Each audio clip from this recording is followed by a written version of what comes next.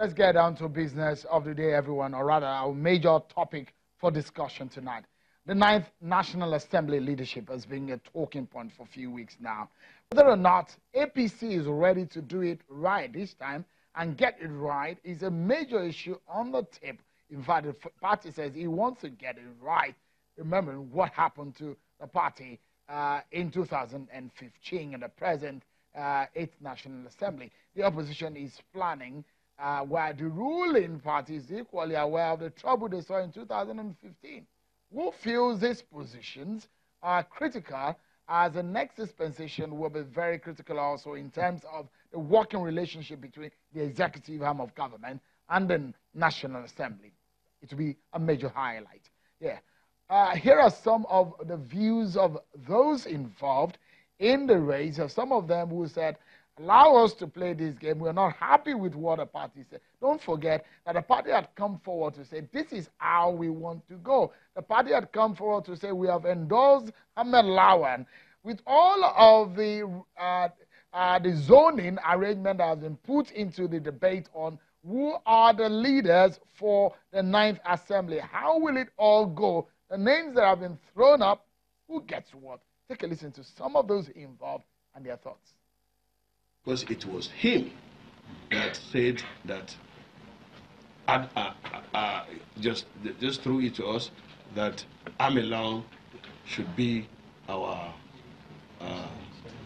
next president. I don't believe that that is truly the position of Mr. President.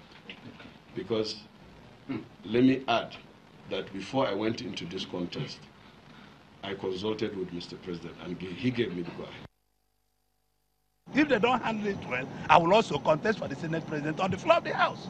I will join for the race because it will be a shopping matter, and I can shop more than any other person they are putting there. I have the capacity and the capability to shop because the whole thing will be shopping in the floor of the House. And I have the capacity of lobbying. I'm well known east, west, and north. And if the party continues this way, I will run for the Senate President. For us to have a very robust democracy in this nation, we should allow the law to take its course. There's a way we can do a lot of things behind the camera.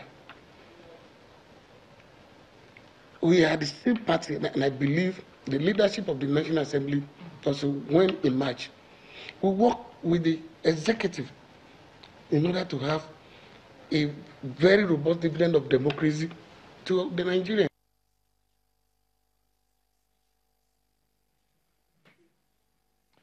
Well, let's get perspective to all of this matter. I have joining me from Abuja studio, Mr. Dominic Alancha. He's a public affairs analyst, and also Mr. Yomi Awunusi. He's the convener of Vote Right Nigeria. Both of them are in our Abuja studio. Thank you so much, gentlemen, for coming on tonight. If you look at what it's looking like, what the 8th National Assembly looks like, and the question mark on who and where will these people that will fill this seat for the 9th National Assembly will look like. We might be dwelling some more on the House of Representatives speakership position. But for a moment, the party and the distribution of how they hold the majority and who are the minority is on the table. We know all of this. This is what it looks like in the House of Representatives. And, of course, these are those who are jostling for the Senate presidency position. And these are some of the people who have said, muted the idea of becoming the Deputy Senate President. Now, for the Speaker, which is one of the things that will take our attention tonight in the House of Representatives, some of the names that we are hearing.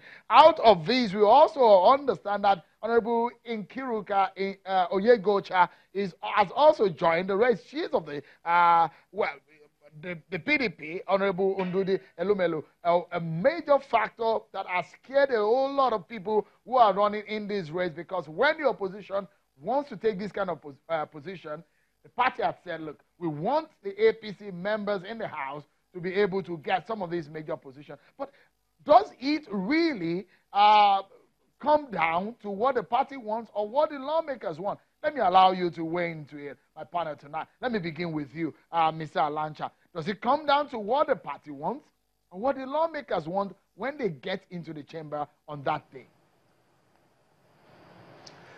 Well, thank you very much for having me. I think it's not just about what the party wants, but it should also depend on what the lawmakers want and what Nigerians also want. Because the leadership of the National Assembly is very key, very important to the progress and development of Nigeria, that Nigerians are becoming more interested in whoever that will emerge as the leaders of principal officers of the National Assembly. So the interest is about Nigeria, is about what they want, what Nigerians want, what the party want, and what the members that are elected, who have the responsibility of electing a leader, one among equals, you know, want among them. So the party should factor what those the members elected want, and they should not also forget to factor what Nigerians want. So it's a vice versa. It's a two-way thing.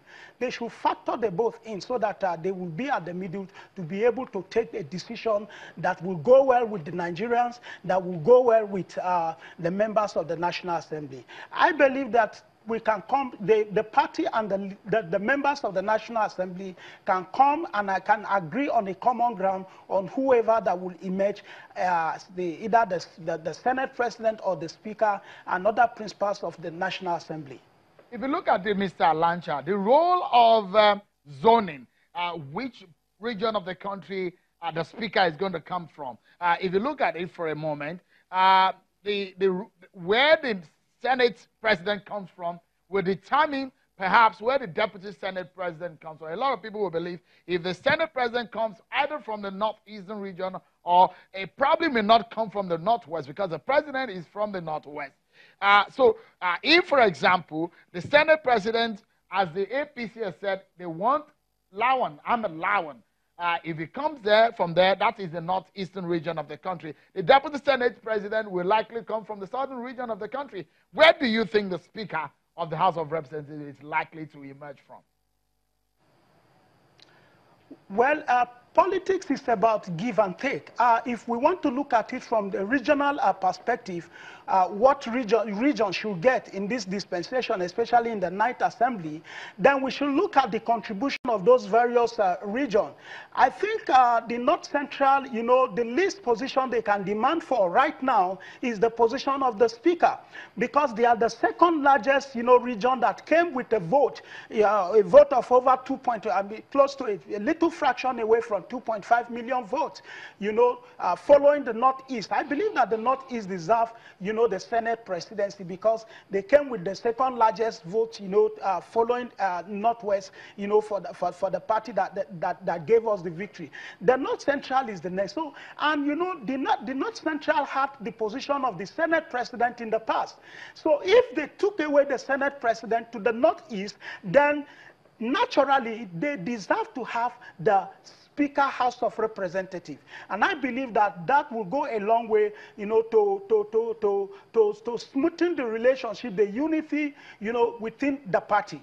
So the North Central deserves the position of the Senate President. It should come from the North. Sorry, of the Speaker. The Speaker should come from the North Central because they deserve it. Okay. They came with the second largest vote to the party. Let's get Mr. Awunusi to this conversation now. So if you are saying the Speaker of the House of Reps should come from the North Central region, so it then means that you're having a Northern Senate President, a Northern President, and a Northern Speaker.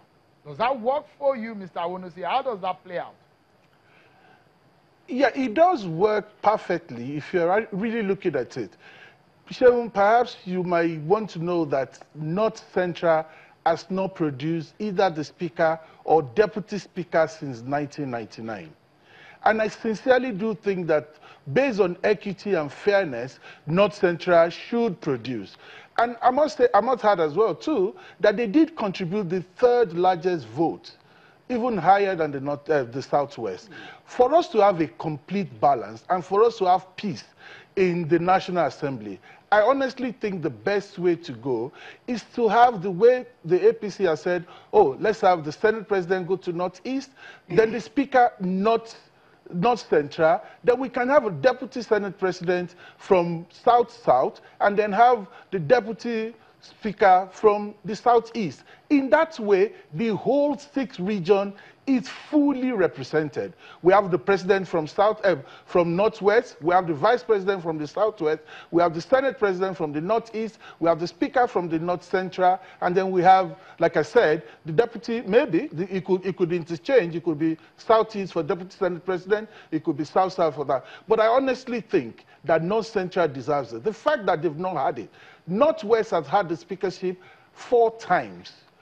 Southwest has had it with Bankole and Patricia Ete. Northeast is just going out of it now.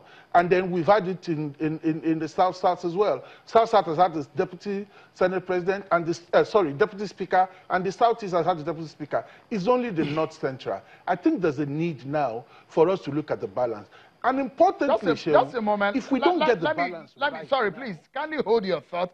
You've broken it down and given us a benefit of history, but we'll be looking at what the permutation is all about, especially for some of the faces here and the backers of some of those who are running for these offices. That's going to take our attention next as the race thickens everywhere. Join us again.